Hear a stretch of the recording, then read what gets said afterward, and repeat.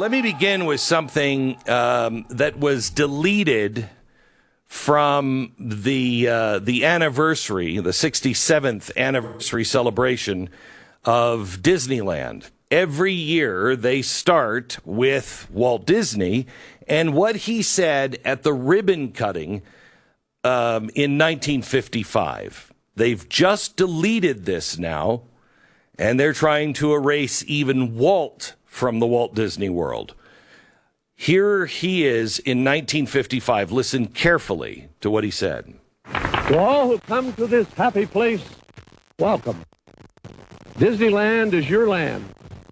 Here age relives fond memories of the past. And here youth may savor the challenge and promise of the future. Disneyland is dedicated to the ideals, the dreams, and the hard facts that have created America, with the hope that it will be a source of joy and inspiration to all the world. Thank you. Do you hear what they deleted, and can you understand why they deleted it? To all those who enter here, greetings. Disneyland is dedicated to the ideas, the ideals, and the hard facts that created America, to send them forth as a source of courage and inspiration throughout the world. They haven't been doing that in a long time, but now they're not only cutting Walt, the founder, out of Disney, but they are also cutting America out.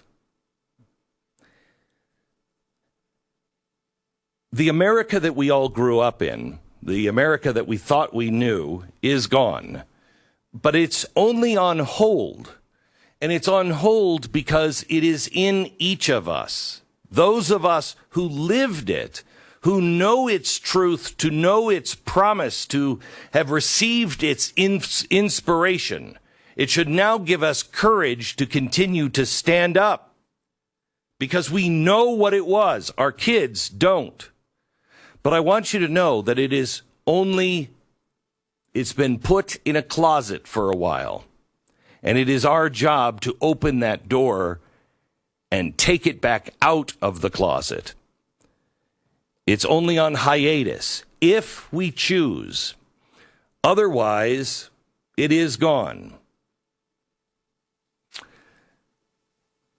I have spoken about the Holocaust for a very, very long time, and I've been called a Nazi propagandist. I've been called all kinds of things because I support Israel, I support the Jews, and I really, truly believe in never forget.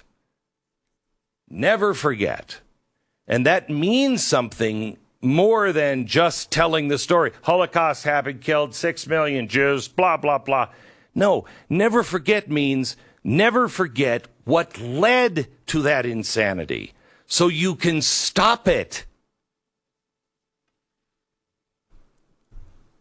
Vera Sheriff was 3 years old when her world collapsed.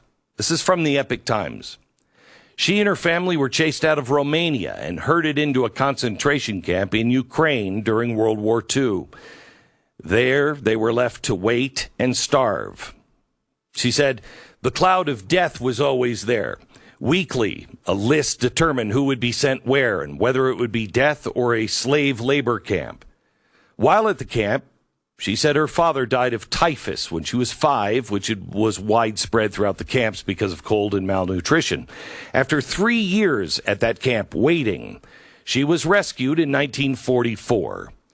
She said, my mother got wind of a few orphans that would be transferred and transported out of the camp, so she lied and said that I was an orphan to save my life. And that's how I wound up leaving. This began what she calls her odyssey as a child without parents, left to her own intuition and critical assessment of others' intentions. She said, I had to assess at a very young age who I could trust to take care of me. She was on a train at the port of Constanta in Romania, where there were 3 boats waiting to take groups of people to Palestine. She befriended a family. However, on arrival, she found herself assigned to a boat with other orphan children that would separate her from the family with whom she thought she could trust, so she rebelled. No matter what, I could not be convinced to get on that boat, and miraculously, in the end, they gave in to me. Seasick, she fell asleep that night, only to wake up to find out that the boat with all of the orphans had been torpedoed by who she said she found out decades later to have been the Russians. Though she carried guilt for having survived, she was grateful that she resisted because that resistance kept her alive. I do not obey authority, and it saved my life. She's now speaking out. She said these memories of the concentration camp and what she went through returned in 2020 during the web of COVID-19 restrictions that spun out of control with the help of media propaganda. She said, so now, I'm quoting, when people are obeying authority mindlessly and giving up their rights to make decisions about their own lives and what goes into their own bodies, I think back to that time. She's now a medical activist and founder of the Alliance for Human Research Protection. It's a network of lay people and professionals who work to uphold humanitarian values and ethical standards established in the Hippocratic Oath, the Nuremberg Code, and the Universal Declaration on Bioethics and Human Rights. Most importantly, she just joined Scott Scara, a co-founder of Amazing Grace's Light Shines On Corporation. She said, both of them see the parallels now between the National Socialist regime in Germany and the current medical directives being carried out in the United States through government funding. Before I go on, I want to tell you, I played Walt Disney because that's who we are. That's who we can be. That's who we once were. But we are in danger of it forever slipping through our fingers if we don't recognize times have changed and you're not living in the same country and playing by the same rules. Since the death of his 19-year-old daughter, Grace, in a hospital in 2021, and he, again, is the co-founder of Our Amazing Grace's Light, his daughter died in a hospital in 2021 after having been injected with a combination of drugs that he found out later was part of a federal hospital protocol. He said what's happening is genocide. He's been crusading to tell his daughter's story, the network with others that have had similar experiences, while bringing attention to the protocols that he believes amounted to the murder of his daughter who had Down syndrome. Under the Nazi regime, he said, medicine was weaponized, as it is being today.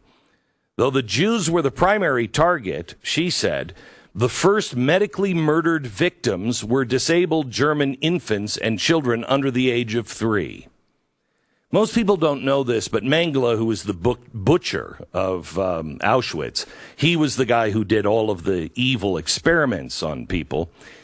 He was actually the head of the children's hospital in Germany. In the Mercury Museum, I have the last prescription that he wrote at the children's hospital. And it is for a massive amount of the drug that they were using to kill the children in the hospital.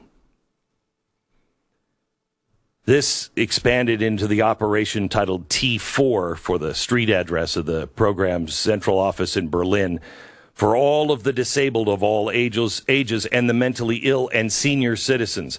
Because, as she points out, the Nazis called them worthless eaters. T4 was a concerted effort to rid what their propaganda called the economic burden. Shara pointed out to 2021 Medicare trustee report. She said, have you read it? It evaluates the cost of keeping the elderly and disabled federally funded. 39% of the federal budget goes to those two groups right now, which is $2.2 trillion a year. On page 11 of the report, there's a call for a substantial change to address the financial challenges. Quote, the sooner solutions are enacted, the more flexible and gradual they can be, the report says. For her, the implication is, while not overtly stated, a call for eugenics that was supported by the academic elites in early U.S. history and later adopted by the Nazis. 10 years after he took power, Hitler launched his genocide program that had been introduced in incremental steps with the help of propaganda portraying the regime as heroes. What happened to Grace and what happened to many disabled and elderly in Western Europe, Australia, Canada, the United States in March and April of 2020 was medical murder. Genocide isn't new to the United States. You should know this. We started it here. We started these programs to kill and sterilize the disabled here in America. The Nazis took it from us. So don't think that it couldn't happen here. U.S. Supreme Court Oliver Wendell Holmes voted in favor, 8-1 majority opinion in the 1921 case of Buck versus Bell, which upheld the Virginia Sterilization Act of 24, the forced sterilization of Carrie Buck, who was alleged to be mentally defective. Holmes said it would be better to prevent the mentally disabled from being born than allow them to sap the strength of the state or let them starve for their imbecility. The principle that sustains compulsory vaccines is broad enough to cover cutting the fallopian tubes, the justice wrote in his opinion. 3 generations of imbeciles are enough. Unfortunately, she was never actually mentally disabled. Arguments for eugenics were always built on a lie, she said, but it is an ideology that continues to poison the public health policies. She says she's very familiar with the banality of evil, and it makes mass murder possible by making it a bureaucratic routine that is handed down as orders through the chain of command to the person who pulls the switch or gives the injection. No one ever called it murder.